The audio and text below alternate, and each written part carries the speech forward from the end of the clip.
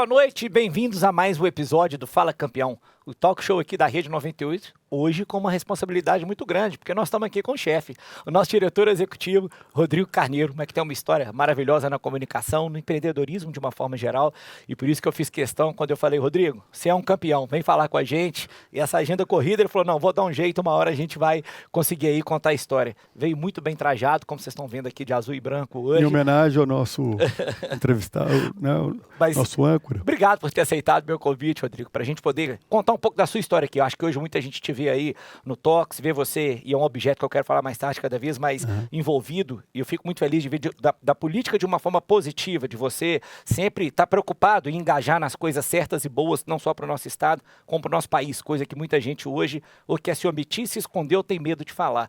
Mas eu acho que antes de chegar nesse ponto, a gente tem que voltar lá no começo, né? Você que tem essa história muito bacana, vindo aí do seu pai originalmente, do Marco Aurélio, e seus irmãos, no meio da comunicação de uma forma geral, que vocês acabaram expandindo para o entretenimento também.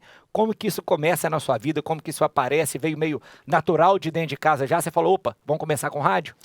Pô, primeiramente, obrigado, Sérgio. É um prazer estar aqui, é uma honra ter essa oportunidade de falar no meio de tantos convidados bons que você já trouxe, né? Me senti aí lisonjeado e espero estar à altura desse papo. E a comunicação está na nossa veia. A 98 ela veio para dentro de casa vamos falar assim, em 69, que meu pai funda a 98, que era a Rádio Del Rey, em 1969, 10 anos depois eu vim a nascer. Então eu já nasci meio que imerso nessa área da comunicação.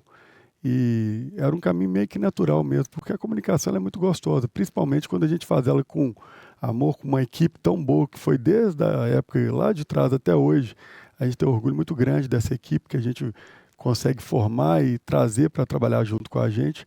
Então eu me sinto também um privilegiado muito grande. Mas a 98 já foi a primeira rádio, não? Porque tiveram várias outras depois. Ela foi a primeira FM estéreo da América Latina, 98. Quando foi em 69... existiam as rádios que eram AM e meu pai trouxe o FM estéreo, coisa que não existia. Então era tão inovador que não tinha nem rádio FM para você sintonizar. E ele usava o FM mais para essas rádios que na época a gente chamava de rádio empresa, né? Aquilo que você vê no consultório de um médico, dentro do supermercado e tudo. E aí depois o FM foi se popularizando e a 98 nasceu. E qual que era a pegada da época que tocava? Eu acho que ela teve sempre uma pegada muito pro lado do pop rock, era uma rádio que música popular também, o MPB era muito forte na época, mas era uma rádio que ela tinha uma tendência jovem desde o seu nascimento. E aí o jovem foi envelhecendo, né? Hoje todos nós nos consideramos jovens, né? Antigamente você tinha uma divisão editorial e de consumo, roupa, trajar entre o jovem e o adulto, e isso com o tempo foi se misturando. As gerações se colidiram no hábito de consumo musical, roupa e frequentar lugares também. Hoje já não existe tanto aquelas barreiras que era de antigamente. Então, a 98 continuou jovem, mas um jovem adulto, né? Então ela amadureceu um pouco. E acabou que, mesmo antes então de começar a estudar numa faculdade, você já estava trabalhando nesse meio, começou aqui na casa? Já, comecei. E aí eu tentei fazer marketing, eu fiz 4 faculdades. Marketing eu não consegui concluir, aí depois eu fui para a área de administração, que era uma base necessária, porque a gente tinha várias outras empresas além na área de comunicação, e acabei formando em relações públicas. Então, para dar também uma noção clara de gestão, é um curso que ele me deu uma base, os 2 cursos me deram uma base muito boa, tanto na área de comunicação quanto na área de gestão, para a gente conseguir tocar esse circo aqui sem deixar ele pegar fogo. Mas você começou no marketing na rádio? Comecei no marketing na rádio. E aí, a partir daí, sempre continuou no meio? Sim, a gente teve algumas experiências anteriores a minha vinda. A 98 ela divide em 2 fases, né? A gente, até eu fazer 14 anos, ela era da família, e aí a gente vende ela para uma circunstância que a gente acabou precisando abrir mão, e a gente traz simultaneamente a MTV para Minas Gerais, o canal da MTV, que hoje é o canal da 98. É o 29. O 29. E aí foi um aprendizado, porque a MTV, ela até falo que foi a melhor escola que eu tive para entender um pouco sobre comunicação, e até mesmo a comunicação que nos dias atuais ela é muito utilizada, que a MTV ela tinha uma característica de ser pessoas comuns. Os VJs da MTV eram pessoas que não tinham aquele quilate da Globo, e eram pessoas que falavam de uma forma mais descontraída, mais leve, uma pessoa mais jovem também, uma pessoa que usava um tipo de roupa que era mais próximo daquilo que a gente via no dia a dia. Então, isso deu para mim uma primeira injetada de, poxa, existe aqui uma comunicação que eu acho que ela pode ser E ela funcionava caminho. como? A MTV era como se fosse uma franquia? A É, MTV de Minas Gerais, do Brasil, era suas a aqui? gente tinha a representação dela em Minas Gerais e tinha alguns espaços que a gente podia trabalhar gerando conteúdos bem semelhantes àquele que era validado pela rede. Mas aquilo foi um auge, né? Porque eu lembro que não se falava, e o pessoal começou a fazer clipe porque existia a É MTV. isso, é isso. Ninguém preocupava em fazer clipe. E Poxa, hoje pode ser que com 15 anos um menino nem saiba o que é MTV. é isso aí. E as pessoas, elas na época, vai lembrar disso muito bem, se remeteu a uma fase áurea da MTV. O clipe era algo esperado, era um conteúdo extremamente consumido. Não existia YouTube na época, não existia digital. Na época o digital ele era muito, estava engatinhando ainda a internet e a gente, com a oportunidade de apresentar bandas e junto com as bandas, já que era uma TV, vinha o clipe, não adiantava ter apenas a música. E essa indústria fez com que várias bandas pudessem brilhar de Minas Gerais também. Então, e não só bandas, produtores, diretores de clipe. Então, criou um nicho artístico, econômico novo e que ele foi muito bem consolidado pelos prêmios que tinha no O VMB. VMB era o Oscar, né? A festa do VMB era aquele negócio que cercava. Super concorrida. Era super concorrido. Eu lembro, e me lembro bem também dessa comunicação direta. Eu tive um primo que trabalhou com vocês e dava aqueles adesivos da MTV, achava lindo poder colar aquilo no carro. Era um estilo completamente diferente. Era um estilo mesmo, né? Igual Era um a gente estilo falou. de vida. A MTV ela representava toda uma, eu vou usar a palavra rebeldia, mas sim uma visão que ia de frente assim, com o status quo, que era uma comunicação mais leve. E o mundo precisa disso tanto hoje, né? A gente vinha falando há pouco sobre essa questão do politicamente correto, e a MTV era literalmente politicamente incorreta naquela visão daquele tempo. E as pessoas aceitavam isso de uma forma mais natural, porque enxergavam naquilo um degrau, né, para você ir seguindo essa escada de evolução para você conseguir criar coisas novas. Então a MTV ela dava essa alternativa para um meio de comunicação que era super tradicional e conservador mesmo da televisão brasileira. Era uma emissora que você meio que a Globo, a Record, o SBT, eles concorriam entre eles com conteúdos muito similares e a MTV era diferente de tudo. Tanto que dos diretores, a pessoa que mais eu me inspirei em trabalhar foi o Jim Leroy, que era o diretor da MTV da parte artística, né, o diretor de conteúdo. Ele me falou uma vez que eu levava sempre um programa para ele poder aprovar o formato para São Paulo. E ele virou para mim uma vez e falou: Rodrigo, para você não precisar vir aqui, quando você criar um produto, um conteúdo, um programa, um programete, alguma coisa que seja a editoria que for local, na hora que ela ficar pronta, você tem que olhar e falar: isso serve para a Globo? Isso serve para o SBT? Isso serve para estar na Record? Se servir para qualquer uma delas, não serve para a Tá MTV. errado. Se isso for estranho o suficiente para nenhuma delas nem imaginar como que passaria isso na grade delas, ela é perfeita para a MTV. Então, por conta dessa singularidade, ela se destacou. Não era a emissora de TV que tinha maior audiência, não era a emissora que tinha o maior faturamento, mas ela era a que tinha maior valor agregado. Atingiu um nicho também muito específico, Que né? ela era aspiracional até para as outras, que foram depois puxando outros apresentadores e tendo aí hoje pessoas que são super consolidadas, como Márcio Garcia, a Fernanda Lima, Sabrina Palatori foi, Marina todo Persson, mundo, Marcos né? Mion. Marcos Mion. Então as pessoas tiveram aí a oportunidade de ter uma escola e essa escola acabou fazendo a mudança na comunicação praticamente que geral assim dos outras emissoras. Então, isso é muito legal. Quanto tempo que durou a MTV ali? Ah, foi bastante. Acho que mais de 20 anos no Brasil, com 20, certeza. 20 anos no Brasil? E aí você vai e resolve, não, vou voltar para a rádio agora. Aí a gente, em 2009, compramos de volta 98, e aí já a MTV já tinha acabado. E quando a gente traz o projeto novo dessa nova 98, ela também foi inspirada na MTV por uma linguagem de não se levar a sério. Isso é uma premissa que eu acho que a gente carrega muito na nossa família, que é literalmente, quando a gente fala não se levar a sério, é não nos tratar como melhor do que os outros e não ser uma emissora também que teria aquela arrogância da comunicação. A gente quis fazer uma emissora que conversasse mais a linguagem da nossa audiência e com isso, entendendo também que o digital já estava muito avançado na questão das músicas, Naquele momento, a gente brigava até com o iPod na época, né? Hoje nem existe mais. Tá tudo no E, celular já. e a gente chegou a uma conclusão, falou, cara, se a gente quer ter relevância, a gente tem que poder abandonar um pouquinho as músicas da nossa grade e trazer programas talks, que é como o que a gente está apresentando hoje. E isso traz mais relevância para o editorial da rádio, que é próprio, 100% mineiro, e dá a oportunidade do público poder consumir música nas faixas horárias mais cedo, mais tarde e nos finais de semana. Mas o editorial da 98, desde 2009, ele foi planejado para que ele cumprisse quase praticamente toda a grade.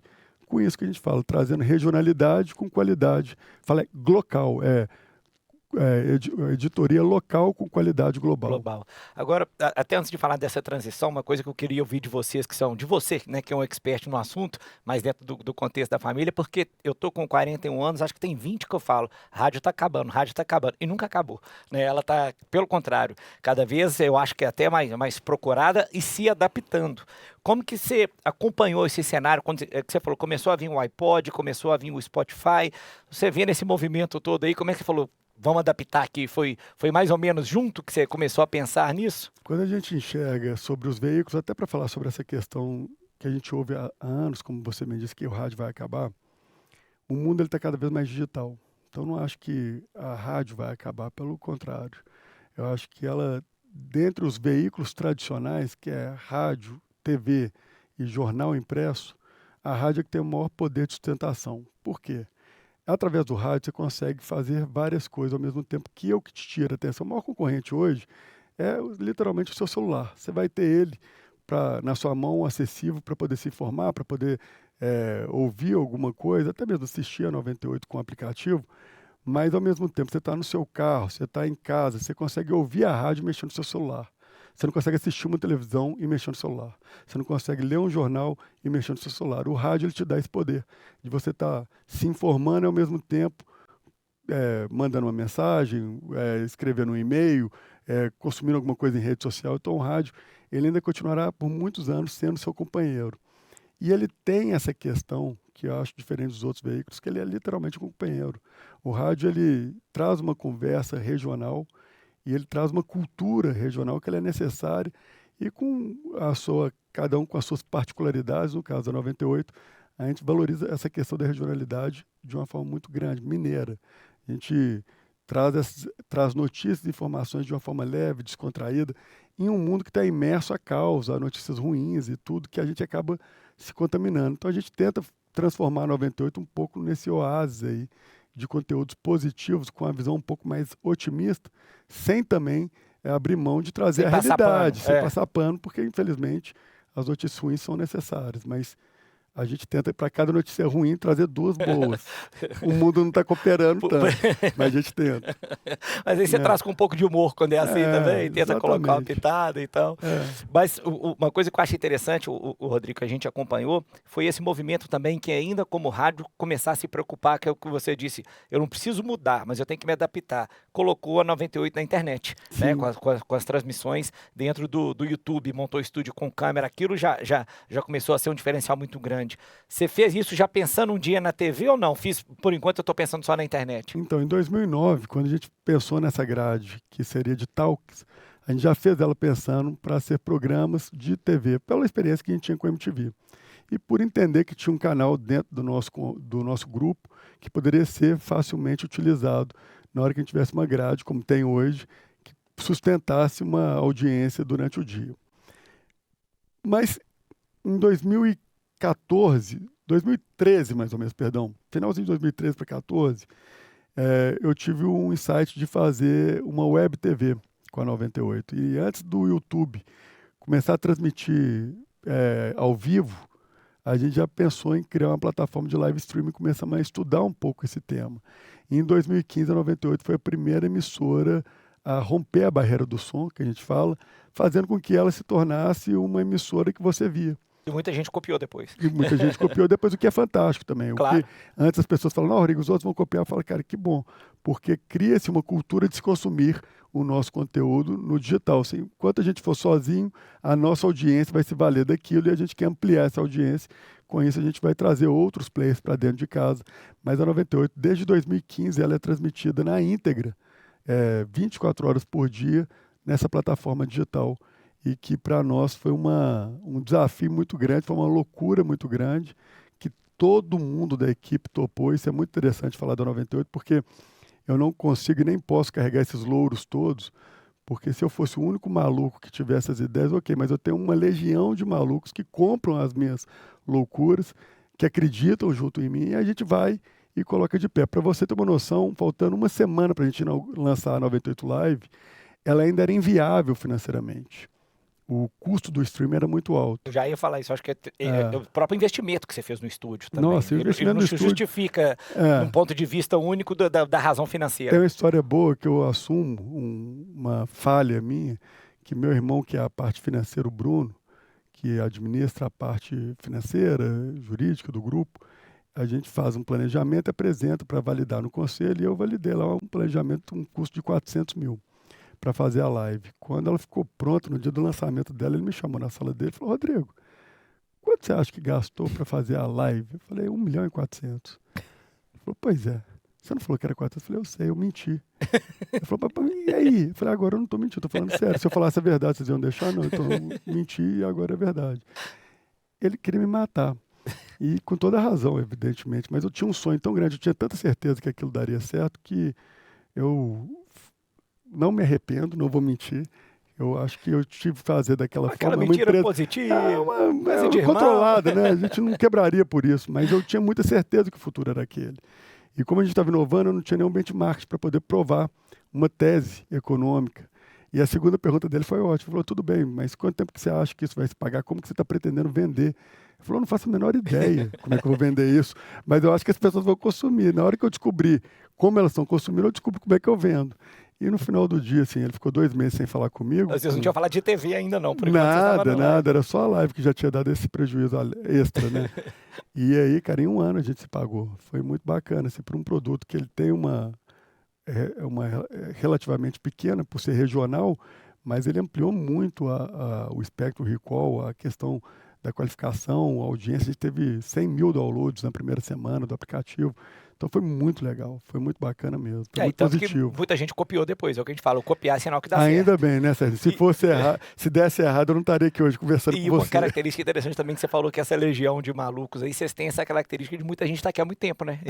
Hoje as pessoas que eu tenho o prazer de conviver por estar na casa, eu vejo que eu já assisti essas pessoas aqui há muito tempo.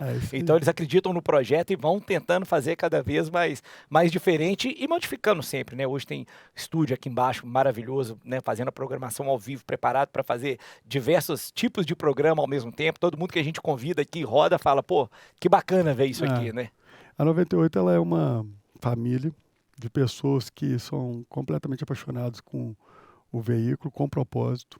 A gente tem um slogan de ser a rede do bem, não foi criado por nós no nosso departamento de marketing, foi herdado da forma como a audiência se referia a nós nas redes sociais. E pelos trabalhos que a gente faz na área social, pelos projetos que a gente apoia, pela alegria que a gente leva para as pessoas. Então, isso faz com que todo mundo se contamine com esse tema e cria aí uma legião de pessoas em prol desse propósito. E aí a gente busca se reinventar o tempo inteiro. Então, para o ano que vem, a gente já tem novos desafios que a gente vai trazer. Em breve, novos programas que a gente quer estrear, novas plataformas que a gente quer assumir, novas áreas que a gente quer ampliar nosso canal de exibição para rádio, para TV, para o interior de Minas Gerais também. Mas, mais do que tudo, é a gente continuar seguindo essa linha que a gente acredita firmemente, sabe, Sérgio? A gente ter um veículo de comunicação que a gente fala a palavra neutra meio sem graça, no sentido de... Mas é um veículo transparente, uma comunicação onde as pessoas aqui elas estão dando opinião de forma sincera, não temos projetos políticos aqui dentro de casa, então com isso eu não devo satisfação para A nem para B, então a gente consegue ter uma autonomia editorial singular, né? Não falando que os outros não tenham também, mas primamos muito por ela aqui, para a gente dar pluralidade para visões, para pensamentos, para ideologias, e ao mesmo tempo fazer com que as pessoas, ao mesmo tempo que elas estão se informando, elas também estão se divertindo e se entretendo, transformando a vida delas um pouco mais leve. Assim, eu acho que isso é muito importante. Eu acho, até para quem viveu o outro lado da moeda, né? Eu como presidente de clube Sim. que fui, e conversando, que eu acho legal quando você fala isso, tinha uma frase que, salvo engano, era do Armando Nogueira, que falava: você pode elogiar sem bajular e criticar sem humilhar, né? Então eu acho que isso sempre foi uma premissa importante que vocês primaram aqui, porque você não vê um jornalista seu, literalmente, como diz, babando o ovo de alguém, porque você vê que tem um interesse, porque o cara é rico, porque o cara é poderoso, e ao mesmo tempo vê a crítica correta, né, quando tem que ser feita, mas sem também como jogar na esbórnia, humilhar a pessoa, querer diminuir a pessoa, né? Acho que é isso quando você quer dizer um neutro, né, que vocês procuraram fazer.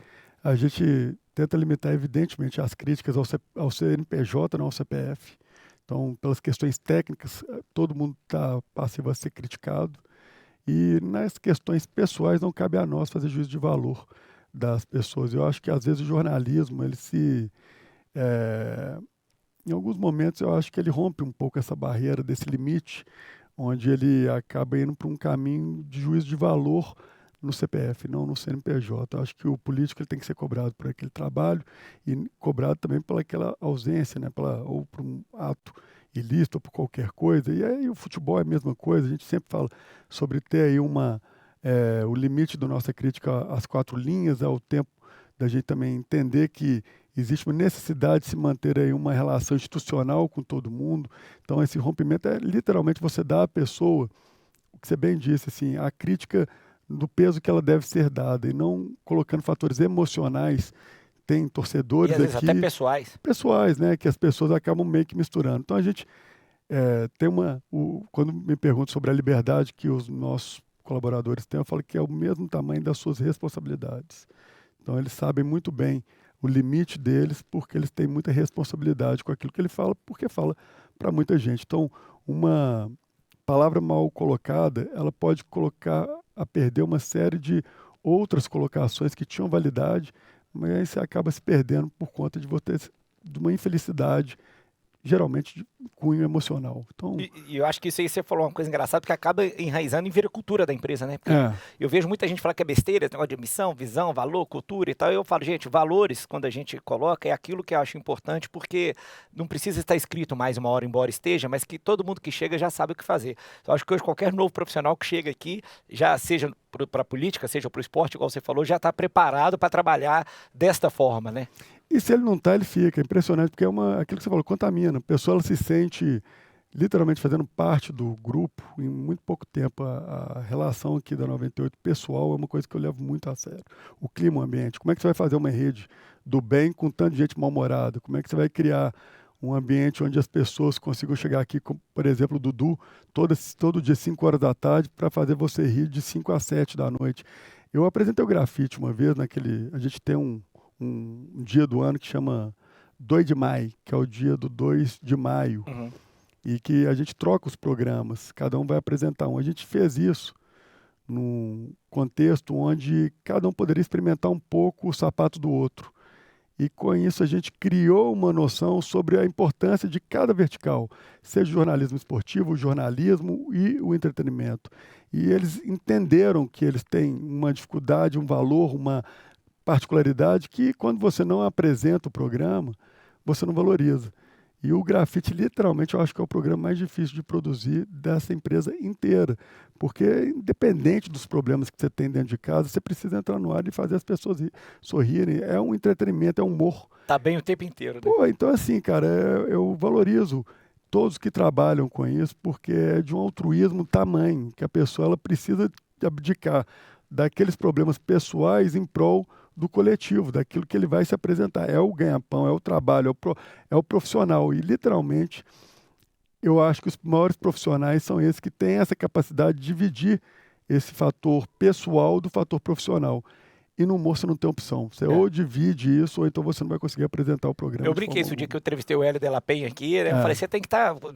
Do jeito que você é, a gente acha que você é bobo, entre aspas, engraçado, feliz o tempo inteiro. Deve ser complicado, porque se um dia você tá almoçando na rua, você tá mais triste, esse dia alguém chega, tá esperando que você conte uma piada, né? Isso aí, literalmente. Mas eu quero deixar um desafio novo pro 2 de maio aqui. Nós vamos colocar o Rodrigo Canedo no lugar do Adroaldo no 98 Futebol Clube. Meu Deus do céu. Tá lançado o desafio? Tá lançado. Eu vou falar com o maior prazer e vou te falar. Vou falar bem, eu tenho que dividir isso. Você sabe que uma vez eu recebi uma crítica no Twitter que um torcedor do Cruzeiro colocou falando que era um absurdo a 98 ter um diretor atleticano. Eu falei com ele que, cara, olha só, entendo o ponto de vista dele, mas aqui a gente nunca negou, a gente nunca omitiu, a gente nunca tentou enganar a audiência. E eu falei, cara, sim, é verdade, a gente tem um diretor que ele é atleticano. Então, cabe a vocês me cobrarem dobrado isso, porque eu me cobro dobradamente. Faz questão de mostrar essa isso, neutralidade, né? Exatamente. E eu cobro isso do Adroaldo, assim como cobro do Igor também. E eu vou te falar, o Adroaldo e o Igor, eles são das pessoas que eu tive maior felicidade de trabalhar, porque é literalmente onde poderia ter uma ruptura, porque são torcedores que estão no ar e que eles precisam transferir essa imagem desse torcedor do bem que sabe zoar, sabe brincar, mas sem apelar. Da esportiva, tranquilo. Cara, e o Adroaldo foi uma das figuras que mais nos surpreendeu, porque eu lembro que quando a gente tinha um Bauchita, e aí na saída do Bauchita a gente tinha que buscar alguém que o substituísse, e ele conseguiu fazer de um trabalho assim tão primoroso. O Adroaldo ele é um ser humano tão leve, tão divertido, tão ele mesmo, que é um privilégio. Assim. Até eu já paguei a aposta por Igor aqui, sabia disso? Eu não sabia, não. Eu paguei, na verdade eu ganhei do nosso amigo Serginho Leonardo, nosso atual presidente da UAB, uma caixa de vinho. Falei com o Igor que eu tinha vindo, que se eu ganhar eu vou te dar um dos vinhos. E não era qualquer vinho, era um Peramanca. Dei pro Igor aqui, ele dividiu com a turma, o Igor foi companheiro também. É isso aí, mas a gente busca isso, Sérgio. Acho que o desafio nosso para esse lado que a gente leva do editorial, da comunicação, é fazer de uma forma onde as pessoas entendam que existe uma legitimidade. E quando eu falo sobre transparência também, sem ser uma forçação de barra, porque se for, a gente não consegue manter. Principalmente por tantos anos. Né? A 98 ela vai fazer agora 54 anos no próximo ano. A gente, na nossa gestão de 2009 para hoje, já são 14 anos que a gente está nesse novo formato. E é literalmente aquilo que a gente acredita que é o melhor que possa ser feito, sempre buscando se aprimorar, mas também trazendo isso, essa leveza, trazendo esses exemplos. O futebol, por exemplo, antes da 98 era levado como uma religião para as outras emissoras. A gente começou a trazer a zoeira para o futebol porque a gente falava, tem que fazer o cara divertir até quando o time dele está perdendo. E a gente leva isso muito a sério aqui dentro, é uma das coisas que a gente tem como premissa. E o humor, naturalmente, ele também é leve, a gente busca evitar, o Dudu faz muito bem isso, que não precisa falar palavrão, não precisa ter nenhum tipo de palavra de baixo calão, porque a gente quer que o pai deixe o filho ouvir a 98, até para a gente renovar essa audiência nossa. Se o pai não deixar o filho conhecer, como é que eu vou fazer para esse cara chegar? Cortou o círculo. Exatamente. E por aí vai. Bacana. Tem que fazer um corte aqui agora rapidinho. Daqui a pouco a gente volta. Aí você vai me falando em nova fase, em novos formatos, contar um pouco da história da TV e alguns projetos futuros aí. A gente volta já já. Fique aí.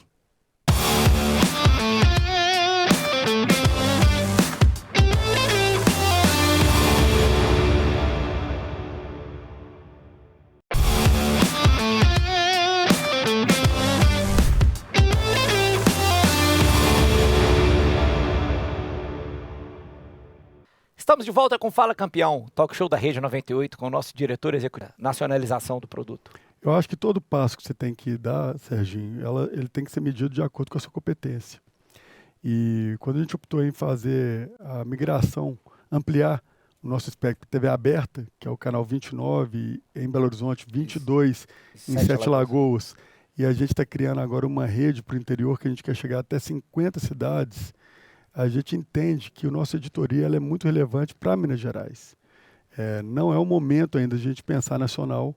Naturalmente, esse sonho vem, mas a gente enxerga que na TV aberta a gente vai ter relevância, vai conseguir fazer, dentro das nossas limitações, um crescimento a curto prazo para todo o Estado. Assim, todo o Estado que a gente considera replicar o que a gente já tem na Record TV, no interior, que é a Rede Mais, que é afiliada da Record TV de Varginha, que é do grupo também. E pega muito Pega município. 400 municípios, são Norte, Sul e Zona da Mata Mineira. É a maior retransmissora da Record no interior. Então a gente pensa em replicar, pelo menos nas mesmas regiões onde tem esse trabalho já desenvolvido por nós, porque a gente já conhece melhor o mercado, já conhece a questão cultural também. E o sonho nosso é fazer isso nesse primeiro momento. Junto, a gente quer levar os programas da rádio também, separadamente, para uma rede de emissoras de rádio que vão absorver alguns programas nossos. Mas esse aí também deve andar junto, mas vai ser de uma forma mais ampla. Então, assim, vão ser duas frentes distintas de crescimento de emissoras de TV e de replicação do conteúdo da rádio. Agora, junto com isso, veio uma responsabilidade, eu acho que muito grande, Rodrigo, porque aí, diferentemente da internet, que você tem que ir lá digitar 98 Live, talvez o rádio você passe também, a TV tem a particularidade, já aconteceu comigo, várias pessoas, tava rodando a TV lá na sexta, vi o seu programa. Então, você ganha uma amplitude muito maior. Muito sem grande. Dúvida nenhuma. Impressionante. O que a TV cresceu esse ano é absurdo. A gente teve meses que a gente cresceu 68% a audiência. Tudo bem que era emissora que estava nascendo, então é comum você ter esses saltos. Porém, a gente não foi apenas foram durante os 12 meses um crescimento absurdo, onde a gente já passou alguns players que já estão no mercado consolidado aí há anos, e alguns picos de audiência. Vou tirar uma onda do Talks também, 98 Talks, ele também tem dado alguns picos de audiência que vem nos surpreendendo. Mas a TV aberta ela tem menos opções do que o rádio, por exemplo. Então isso tem sido, na nossa visão, um dos fatores determinantes para as pessoas também buscarem uma variação naquele conteúdo tradicional. Porque a 98 ela supre um pouco daquilo que a MTV tinha. Uhum. Ela é uma TV aberta, mas com uma linguagem tão leve, tão extrovertida, tão diferente. O jornalismo da 98, ele é assim, o Talks, quando tem elogio, né, quando não tem ninguém me criticando pelo fato de eu estar batendo na esquerda ou na direita, os elogios que a gente recebe vêm de encontro a isso, sobre a franqueza, sobre a liberdade, sobre até a forma da gente se expressar, que é uma forma mais próxima da nossa audiência, sem ter aquela linguagem mais técnica, mais rebuscada. Então a gente tem tido boas surpresas, viu, com a TV. O caminho tá bom, porque o Danilo Gentili já copiou Fala Campeão 2 vezes, tá? Já levou convidado nosso depois que a gente trouxe aqui, eles têm copiado a gente. Então nós estamos no caminho certo, TV aberta. O seu programa tem tem dado uma audiência muito boa, tem crescido a audiência também na feliz. TV, no rádio, tá indo muito bem.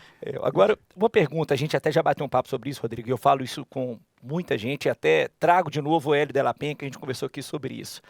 Eu imagino que talvez o mais difícil, e você queira ou não como criador desses valores, dessa cultura que tem que estar aqui, você já usou essa palavra aqui uma vez, é você conseguir manter esse bom humor e essa leveza, mas ao mesmo tempo a preocupação com os paladinos da moralidade, né? Com o politicamente correto. Eu falei com ele aqui, falei, Hélio, eu lembro o humor que eu gostava, Caceta e Planeta, e o próprio Trapalhões, acho que tinha muita coisa que hoje, se fizer numa TV aberta aí, é processo, é Ministério Público, para todo lado, né? Então, essa combinação ainda mais ganhando cada vez mais repercussão, igual a Rede 98 ganha de uma forma geral, é um negócio que você está sempre ali com o giroflex ligado, sempre atento, sempre preocupado de alguma forma? Serginho, eu vou te falar do fundo do coração e com a maior transparência. Não, eu não fico preocupado com isso. Ao mesmo tempo, eu conheço as pessoas que eu trabalho. E entendo que o politicamente correto, ele tem um problema. Eu nem gosto muito de usar essa expressão do politicamente correto, mas aquelas pessoas que se auto-intitulam bastião da moral e da ética e ficam buscando pelo em ovo para poder criticar o outro por uma expressão que ela utilizou errada, uma palavra que caiu em desuso e as pessoas acabam por uma questão comum. Eu faço isso inúmeras vezes, todo mundo que é ser humano faz isso inúmeras vezes. E aí acaba criando aí uma tentativa de rotular aquela pessoa como preconceituosa, racista, homofóbico, machista, enfim. Isso gera nas pessoas que produzem conteúdo uma estagnação de evolução editorial, artística, de comunicação. Porque esse medo hoje não é como de antigamente, que a pessoa ela tinha até a capacidade de ter uma autopercepção e se corrigir e melhorar e aprimorar. As pessoas que estavam em volta também tinham uma forma de corrigir as outras de forma também mais leve, entendendo que é um caminho natural os erros, principalmente no começo, e até mesmo pessoas que já estão aí há mais tempo continuam erram, porque são seres humanos, mas hoje em dia tem a cultura do cancelamento, que na minha visão é feita por pessoas pequenas, covardes, pessoas que nunca fizeram absolutamente nada na vida de bom e não encontram nada melhor do que ficar buscando essas interpretações maldosas para criar aí uma forma de aparecer. E com muito ódio, e isso atrapalha o desenvolvimento. Tanto que na minha mensagem, coincidentemente, de final de ano para os meus funcionários, colaboradores, eu incentivei eles a errarem para o ano que vem. Então eu começo a minha mensagem de fim de ano para todos pedindo para eles voltarem a ter coragem de errar. Por quê? Porque a cultura do cancelamento estagnou todos. E você só consegue sonhar e criar se você perde o medo de errar. E as pessoas, elas literalmente, elas têm hoje uma visão onde qualquer coisa que elas possam vir a fazer tem que levar quase que um compliance misturado com uma pauta ESG para saber se de fato tem sentido ou não levar aquilo para dentro do ar, qual que é o perfil que a gente está atingindo, como que a gente vai falar, qual que é a cota. Cara, isso não é evoluir, na minha visão, isso é involuir. A partir do momento que você fica na expectativa de ser cancelado, você para de ousar, você para de se propor a ir além daquilo que você já foi. E se a gente for levar em consideração como que a gente chegou até aqui na humanidade, a gente só evoluiu pelos loucos. Foram os malucos, foram aquelas pessoas que tiveram uma ideia completamente fora da caixa, que ousaram, que arriscaram, que foram além e conseguiram aí desbravar uma nova tecnologia, um novo formato, uma nova forma de interagir, de comunicar. E a humanidade está se limitando demais por Steve conta Jobs disso. fala isso, né? Dos loucos, os loucos que mudam o mundo, né? E a gente precisa de mais louco. Então, na 98 a gente literalmente, assim, a gente brinca que a pessoa para conseguir vaga na 98, quanto mais louca ela for, mais próximo da carteira assinada ela está. Porque a gente gosta, cara, é a nossa forma de enxergar a pluralidade de ideias. Tem coisa mais legal do que conversar com maluco? Sério mesmo, conversar com uma pessoa séria, aquela pessoa tradicional, conservadora, ela não vai te surpreender em nada. Você traz um maluco para dentro da conversa, aquele cara vai entreter a roda inteira. Verdade. Porque ele tem um ponto de vista que às vezes é o que a gente pensa, mas não fala. Ou então um ponto de vista que a gente nunca tinha parado para pensar, ele faz a gente refletir. Ele abriu sua cabeça. Exato. Então a gente precisa de mais maluco. A 98, para 2024, eu quero que isso aqui seja literalmente um hospício. Eu quero que todos nós tenhamos essa capacidade de ir além, sem medo de errar. Evidente que é com responsabilidade, evidente que não é com intuição de ofender, evidente que não é com nenhum tipo de prerrogativa de licença de fazer tudo de qualquer forma. Mas, literalmente, a gente precisa parar de se congelar por medo de cancelamento. Então, acho que o meu legado na 98, enquanto eu estiver à frente, é fazer com que as pessoas, encorajar as pessoas a irem além, sem nenhum medo, nenhum receio de ser aí taxado, cancelado, enfim. E você falou uma coisa rotulada, eu acho, é uma coisa que o mundo hoje, você falou da evolução da humanidade, mas uma coisa que eu percebo hoje, essa polarização que existe, de certa forma, ela está fazendo com que as pessoas não queiram responder o que você falou. Você chega hoje, por exemplo, você é a favor da liberação das drogas, do aborto, dependendo da pena de morte. Você é a favor da pena de morte, você é extrema-direita. Você é a favor. Você não pode ter um meio termo, você não pode ter um pensamento para economia, eu sou centro-direita, mas para certas coisas eu sou mais conservador, enfim. Todo mundo quer saber conforme o que você faz. Eu cheguei ao ponto, Rodrigo, eu assustei esse dia, o dia que minha filha de 10 anos falou para mim, ô pai, você está com o Hamas que está na esquerda ou você está com Israel que é de direita? A pergunta que minha filha de 10 anos me fez. É surreal, né? Até eu sentar e explicar para ela, mas é porque ela está lendo nesses Instagrams, está lendo nisso aí que você falou, essa minoria aí que tenta plantar as coisas que corrompe o mundo de uma forma geral, né? E exemplo fantástico, você trouxe. Israel é um país aberto à comunidade LGBTQ, tem a maior parada gay do mundo, inúmeras religiões andam livremente pelo Estado de Israel e tem ainda uma coisa chamada democracia e eleição. Então, a gente vê o Hamas que é o haver, e essa visão ela é uma visão da esquerda, o progressismo, né? O LGBTQ, você tratar as pessoas com toda a liberdade, questão até mesmo do aborto, você tem aí uma amplitude de visões que seriam rotuladas progressistas. E o Hamas, ao contrário, ela é extremamente fechada, é uma cultura que trata a mulher de uma forma completamente, menospreza literalmente a mulher do que os homens e faz com que se crie um Estado totalmente policial e que não reflete absolutamente nada que o progressismo poderia liberar. E o mundo hoje se polarizou de forma invertida, né? Hoje a direita apoia Israel, a esquerda apoia o Hamas, sendo que a última discussão deveria ser essa. A discussão hoje é sobre você ter um grupo terrorista versus uma sociedade democrática. E o pior, como isso é vendido, eu não vou nem dizer só em mídia, mas como é vendido dentro de uma internet para uma menina de 11 anos absorver isso e chegar. E a maior conversa que eu tive com ela foi explicar isso que você falou. Falei, filha, senta aqui, não é assim, né? O buraco é muito mais embaixo, né? Então tem que ter uma responsabilidade maior, né, de quem fala essas coisas, né? Mas hoje é complicado, porque é isso, o cara vai lá, monta um Instagram lá na Rússia ou qualquer outro lugar, ele é meio anônimo, mas se ele compra seguidor, ele fala para muita gente. Sérgio, eu adquiri um hábito na minha infância de ler muito. Eu sempre gostei muito de ler, todo tipo de leitura. Hoje, inclusive, eu peguei de volta para ler novamente 21.000 Léguas Submarinas de Júlio Verne. Um livro que foi da minha juventude. Eu vi ele lá na leitura, falei, pô, que saudade que eu estou desse livro, eu voltei para ler ele. E a leitura, ela nos dá uma base de querer se aprofundar sobre os temas e não pegar eles da forma mais rasa possível. O Twitter hoje, o X, ele... Às vezes a pessoa não lê nem as primeiras... E olha que são 240 caracteres. Várias vezes eu vejo as pessoas me contrapondo, concordando comigo. A pessoa não se preocupou, não conseguiu interpretar 240 caracteres. Então, a gente precisa rever esse hábito de leitura e de consumo de notícia, de informação, de uma forma muito relevante. Tem manchetes que elas são super também tendenciosas e que as pessoas já se formam uma opinião pelas manchetes. Elas não têm nem o cuidado de clicar no link e ler aquela matéria e entender se aquela manchete condiz com aquilo que ela está imaginando ou se é simplesmente um caça-clique, como hoje virou 99% da internet, inclusive de portais extremamente profissionais, de imprensa profissional, virou literalmente um caça-clique. Então isso é muito perigoso, você formar a opinião baseado em influências digital, que eu não vou citar nome, porque já foi até bloqueado por um deles, mas eu falando uma boa, ele que apelou. E que, cara, são pessoas que não sabem do que estão falando, mas que estão comprando uma pauta e levantando uma bandeira.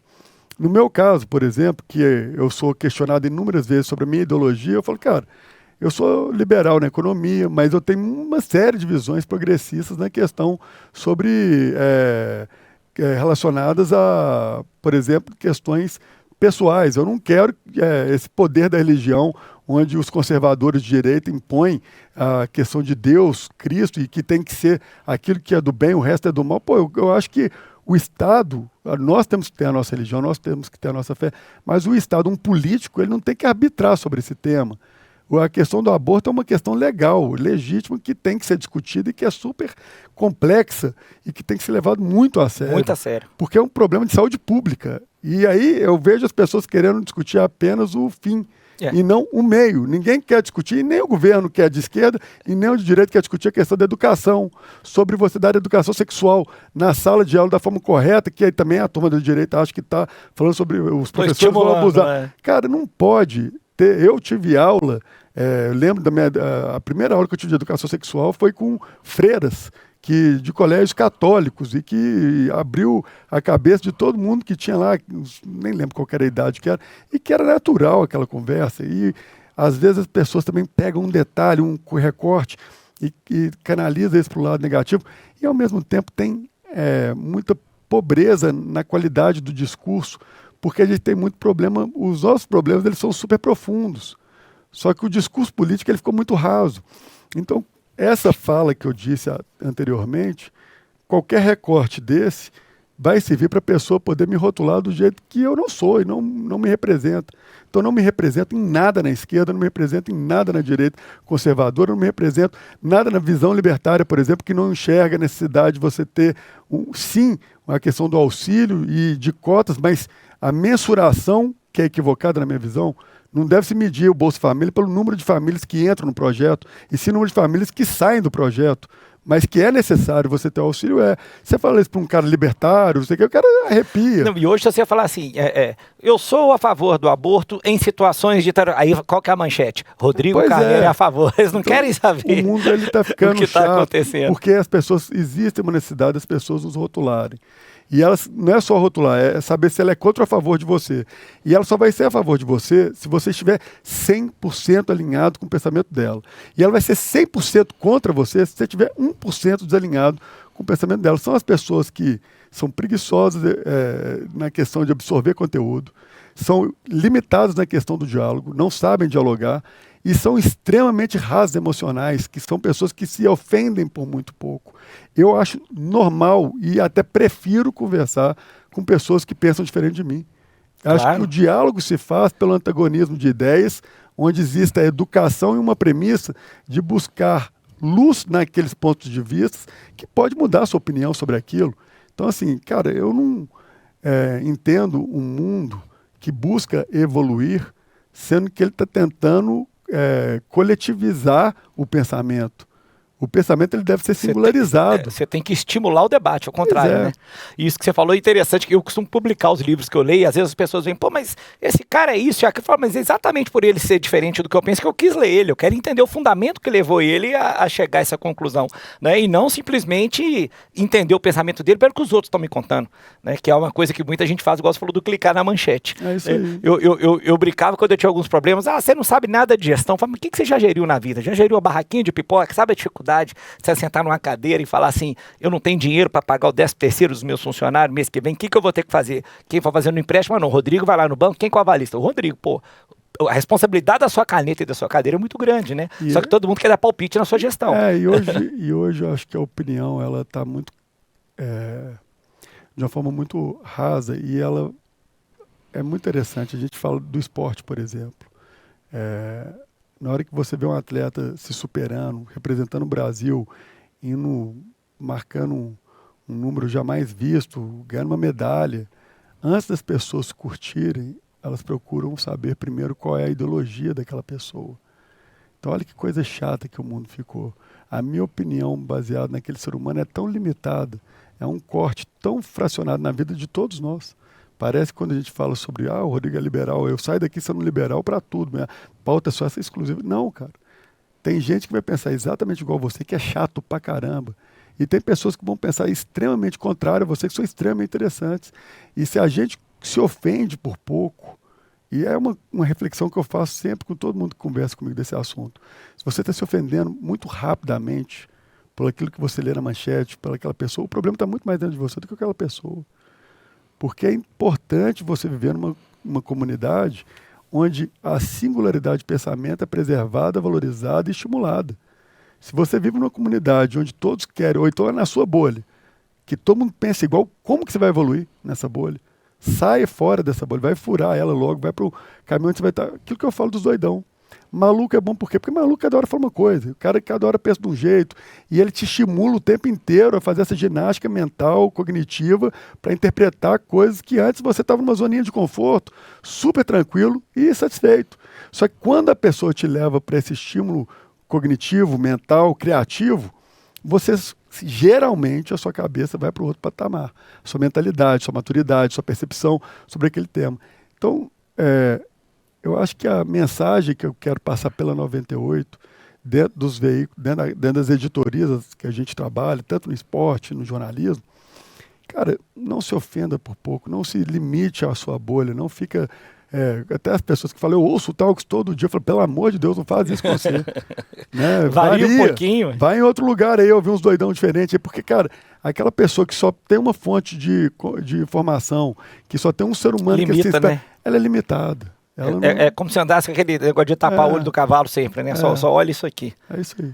Ô, Rodrigo, você acha que por essa característica, e eu te acompanho muito nas redes sociais, e daí que eu falava obviamente, os nossos papos, né? Falei, pô, um papo legal, eu queria bater esse papo com o Rodrigo, porque eu acho isso positivo, que até dentro da sua família vocês também têm um ramo de entretenimento, e você escolheu esse. Não só escolheu esse, como você fala muito do Talks aí, que eu acho legal você resolveu dar cara, né? O Silvio Santos é um dono de TV, mas ele foi para programa de auditório brincar. Você quis vir para o, entre aspas, embate. Você veio para um assunto importante.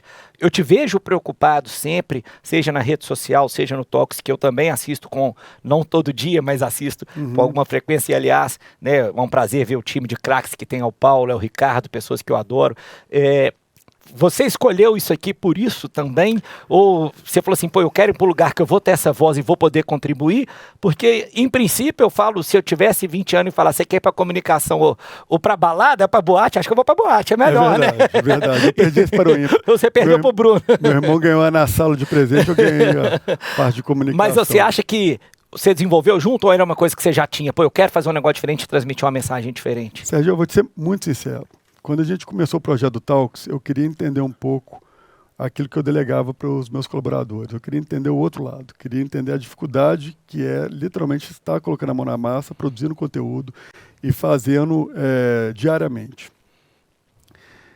Eu não vou falar que teve momentos que eu arrependi, não, que eu arrependi várias vezes, porque você se expõe e você apanha, você é ameaçado, você tem aí a sua intimidade totalmente exposta. As pessoas, elas têm uma facilidade absurda de te rotular e te ofender. Mas eu nunca, até antes de eu entrar no ar, eu já tinha uma atuação nas redes sociais onde eu já tomava algumas porradas. E ao mesmo tempo eu vi que tinha pessoas também pensando alinhado àquilo que eu pensava. Mas eu sempre busquei falar coisas que às vezes as pessoas não falavam, ou então tinham dedos para falar. E quando eu entrei para o Talks, além dessa experiência de eu conhecer mais ainda do meu produto para poder melhorar a minha gestão, ele me deu a oportunidade de eu colocar um ponto de vista e de uma forma muito leve e transparente, e ao mesmo tempo podendo ser totalmente rechaçada pelos que estão lá. Então, o dia que a gente assumiu o Talks, falei, cara, eu juntei a minha equipe toda e falei, eu não quero um programa onde vocês vão ter aqui uma linha editorial alinhada com a minha. Isso não vai dar audiência, porque vai ser um tanto de pessoas replicando o mesmo pensamento. Eu não quero que seja algo forçado, mas natural, onde vocês entenderem que existe um contraponto ao meu ponto de vista, eu quero que vocês falem com muita veemência e deixe isso muito claro, você não concordar comigo, você discordar, você sentar e ter uma visão similar, mas ao mesmo tempo que agregue outros pontos de vista. Quero que você me corrija, porque eu não posso entrar no Talks sendo o dono da rádio. Eu tenho que entrar no Talks sendo mais um componente daquele programa. Uma outra visão. Uma outra visão. Hoje eu até faço a ancoragem dele, então a minha opinião ela foi se restringindo para que eu desse mais liberdade para eles opinarem também. E isso, cara, ficou uma coisa que hoje eu amo. Eu sou alucinado, eu tenho um carinho gigante pela audiência, a forma. Pô, a gente fala para o interior inteiro, então tem pessoas do interior que nos ouvem, nos assistem, que tem um carinho muito grande. A gente viaja, às vezes encontra as pessoas comentam sobre o conteúdo. Muitas pessoas falam, pô, que legal que você fala coisas que eu gostaria de falar e tudo, porque, de novo, a 98, eu acho que isso até ajudou a fazer com que todos os nossos colaboradores, jornalistas, se sentissem mais livres até para poder opinar. Então, lógico que passou por um tempo da gente maturar o programa, para que as pessoas, os componentes do programa, conseguissem também se sentir bem encaixado naquilo. Mas hoje ele é uma diversão, cara, é super bacana, a equipe, a gente é muito amigo, a gente se ajuda, o programa ele começa a ser feito às 7 horas da manhã, com todo mundo mandando pauta, discutindo muito. Aí quando tem pontos de vista que eu acho que vai dar fumaça, a gente fala muito sobre isso, eu gosto de ligar para um e para outro para pegar o ponto de vista de cada um, para na hora eu fazer tacar fogo no outro, e isso a audiência adora, porque também, de novo, a gente tenta provar no Talks que é possível você antagonizar na visão política. Com o nível de diálogo. Sem ter nenhum tipo de agressividade, ofensa, nem sem se sentir ofendido. Mais importante do que ofender, ninguém lá se sente ofendido. É uma situação onde, às vezes, até os ouvintes, eles entendem que, pô, você quebrou o pau hoje com o Paulo, você foi delegante com ele. Tá eu e o Paulo depois bebendo, rindo, rachando. E, cara, é uma aula, pô. Você tem a oportunidade, você está com o Paulo Leite do seu lado, que é um monstro da comunicação. Você está do lado do Claré, do Figueiredo, que são pessoas extremamente competentes na área que eles atuam. O Ketzmann, que tem uma opinião sem medo, que faz agora um trabalho maravilhoso, que é um ser humano que sempre deu a cara a tapa com temas extremamente sensíveis, que esse taca fogo também, a Lura Pomuceno, outras pessoas que já participaram do Talks. Aquilo, para mim, é um enriquecimento pessoal absurdo. Eu saio do Talks todo dia aprendendo mais, e entendendo, refletindo mais. E refletindo, porque... E a audiência, cara, a audiência é muito legal. Às vezes as pessoas elas colocam algumas críticas que foram muito valiosas para mim. Todo mundo sabe, eu tenho déficit de atenção nível hard. Eu tomo Vevan 70 miligramas, assim, meu nível ele não é fácil. E no começo as pessoas reclamavam, pô, Rick, você fala pra caramba, você tá falando em cima do outro. E, cara, você vai absorvendo. O Eric, que era o nosso produtor, ele evitava mandar as críticas para mim com algum receio. Eu falei, Eric, eu quero todas as críticas. Não deixe de mandar nenhuma crítica para mim, cara, porque eu não vou conseguir evoluir enquanto vocês aqui ficarem passando a mão na minha cabeça. E a audiência não tem dó. A audiência vai falar e vai criticar. E às vezes, ou muitas das vezes, até a maioria delas, você vê que a pessoa está te criticando bem intencionada, que ela está torcendo por você, mas ela enxerga algumas características suas que incomodam ela e pode estar incomodando a outros. E eu aprendi muito com essas críticas da minha audiência. Tinha uma questão que eu ficava balançando, eu era inquieto, né, que a menina... Aí, cara, a mulher falou, Rodrigo, você está me dando vertigem, velho. Eu não estou conseguindo concentrar, que você está balançando pra caramba. Aí eu tentava ficar quieto. Valsando, exato. Eu ficava dançando. Rodrigo, para de dançar no ar. E eu ficava olhando a televisão, eu estava parecendo que eu estava dançando uma valsa, né, cara? Era um negócio muito surreal. Mas então, no fim, valeu a pena perder para o ímpar. Valeu a pena perder para o ímpar, mas assim, eu te falo, viu, Serginho, de tudo que eu faço na minha vida, esse é o mais radical de todos, porque dar a cara a tapa tem seu preço. Claro. Então, as pessoas acabam também querendo rotular uma fala sua a toda emissora, e isso não é verdade. A gente tem aqui inúmeras pessoas que têm visões diferentes e que são extremamente valorosas e muito bem valorizadas aqui dentro. Bacana. Ó, tudo que é bom acaba uma hora, né? Então, bom demais, eu quero te obrigado. agradecer aí ter aceitado o nosso convite, esse bate-papo enriquecedor. Igual eu te falei, a gente que tem a oportunidade de te conhecer melhor e te acompanhar em rede social, sabe como você gosta de manifestar e contribuir. Eu queria era trazer isso para cá, para o nosso telespectador também, que eu tenho certeza que sai gostando do seu trabalho cada vez mais. Obrigado pela oportunidade aqui na rádio, obrigado por ter vindo aqui na Rede 98, e quem sabe a gente não faz uma parte 2 um dia, né? Isso aí, Sérgio. Obrigado a você, obrigado a quem está nos ouvindo, nos assistindo hoje também. Sérgio, é um prazer tê-lo dentro da nossa grade. A gente quer literalmente amplificar isso sempre com conteúdos bacanas, e sempre que a gente tiver ideia, sempre que a gente tiver alguma loucura, a gente sempre vai querer fomentá-la. Espero que 2024 aí seja o ano que a gente vai surpreender a nossa audiência aí com muito conteúdo legal. Obrigado aí. Valeu, obrigado. Tamo junto. Fala, campeão. Talk show da Rede 98, encerrando aqui hoje com o nosso diretor executivo, Rodrigo Carneiro. Semana que vem, sexta-feira, 21 horas, te espero aqui novamente. Abraço.